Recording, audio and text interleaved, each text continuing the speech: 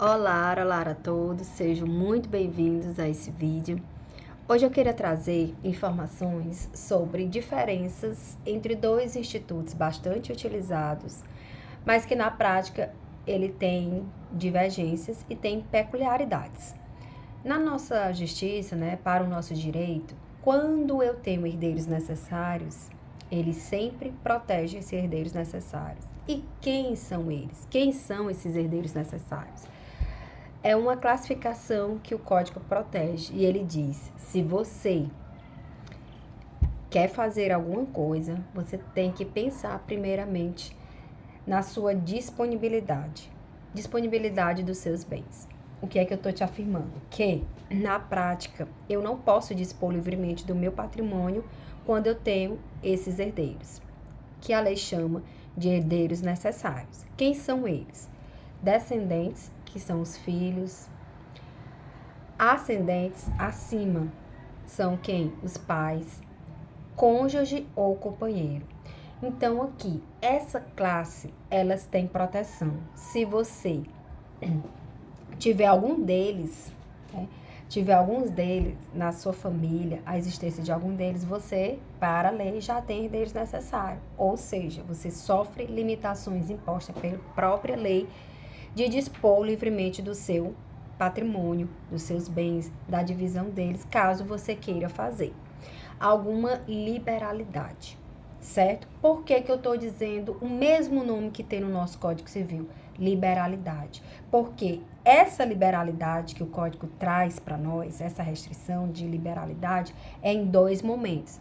É se eu for fazer um testamento ou se eu for fazer uma doação em vida, certo? Então, se eu for fazer esses dois institutos, são liberalidades. Por que isso é tão importante saber na prática? Porque quando eu vou vender esses bens, eu não tenho essa restrição, certo? Então, muita gente confunde e acha que, você também só pode vender 50% do seu patrimônio. Mesmo você tendo filhos, você pode vender o seu patrimônio na sua totalidade, deixando o que? Para a sua subsistência, ou seja, se você tem um bom emprego, se você é estável, se você tem um bom salário, se você vai deixar o mínimo garantido para a sua subsistência, você pode vender, ou seja, negociar onerosamente o seu patrimônio, sem nenhuma restrição. Ou seja, esses herdeiros necessários que você tem aí na sua família, não vai impactar aqui na sua venda. O que é exigido? É exigido apenas a concordância deles quando a venda é para os descendentes, ou seja, para filhos. Ou seja, quando um pai ou uma mãe vai vender, ou seja, alguma negociação onerosa para algum de seus filhos ou para os seus filhos, vai ter que ter a anuência, a concordância dos outros, certo? Então, vai ter que ter uma forma legal aí para esse ato ser juridicamente válido, é o quê? É o consenso dos demais descendentes, certo? Ok? Para a venda. Para a doação ou para fazer um testamento, caso eu tenha herdeiros necessários, eu não preciso dessa concordância. Eu não preciso de uma autorização dos demais descendentes, dos demais herdeiros. Eu não preciso. Agora, eu preciso sempre estar atento, ou seja, o advogado que vai fazer esse instituto para você da doação, que é através de escritura pública, ou de um determinado testamento, você vai ter que sempre estar atento. É 50%? Está protegido esse 50%? Por quê? Porque o código, ele protege.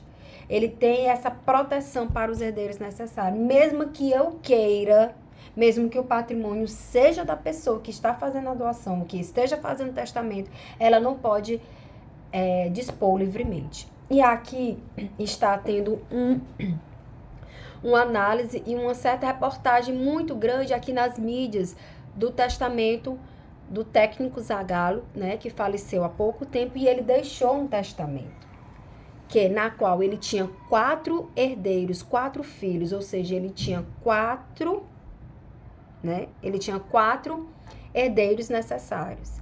E aí, como é que vai ficar? Ele poderia dispor livremente do seu patrimônio? Ele não poderia. Mas o dele está correto? Eu ainda não analisei o testamento dele, mas provavelmente o que tem que ser analisado nesse caso concreto, ou seja, todos que forem chegar aí essas informações, ou quando você for elaborar um testamento ou uma doação, você tem que ver, por exemplo, para quem foi essa doação? Ah, essa doação foi para um amigo, essa doação foi para um vizinho, essa doação foi para uma instituição de caridade. Quando é assim, você pega, faz um cálculo simples. Esse cálculo é simples por quê? Porque você tem que dizer assim, o patrimônio é de 1 milhão. Eu pego 500 mil daquele patrimônio, eu não posso mexer naquele patrimônio. Não posso. Eu não posso doar, eu não posso deixar em testamento. Ele tem que estar o quê? Protegido, restringido. Porque ele vai ser destinado para os herdeiros necessários.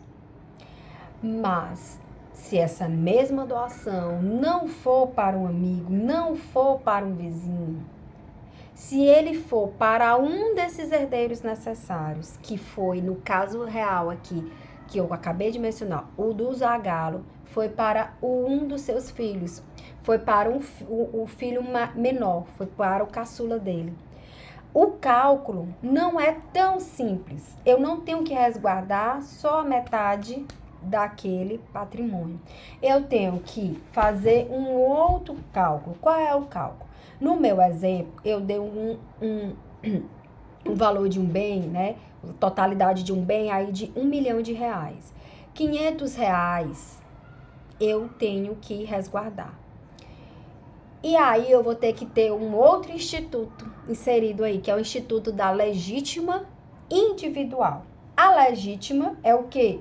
É 50% dos bens protegidos. Protegidos para quem? Para os herdeiros necessários, que aí o nosso código ele chama de a legítima. Essa herança é legítima porque ela vem da lei. A lei é que obriga ser para eles, certo? Legítimo. A legítima individual, ou seja, vai ser cada caso concreto. A legítima individual, no meu caso, no meu exemplo, eu dei um patrimônio de 500 mil. Quem vai ser a legítima? 500 mil. E a legítima individual, ou seja, cada herdeiro? Vamos lá. A legítima individual, assim, a gente pega 500 mil, certo? E divide pelo número de herdeiros necessários.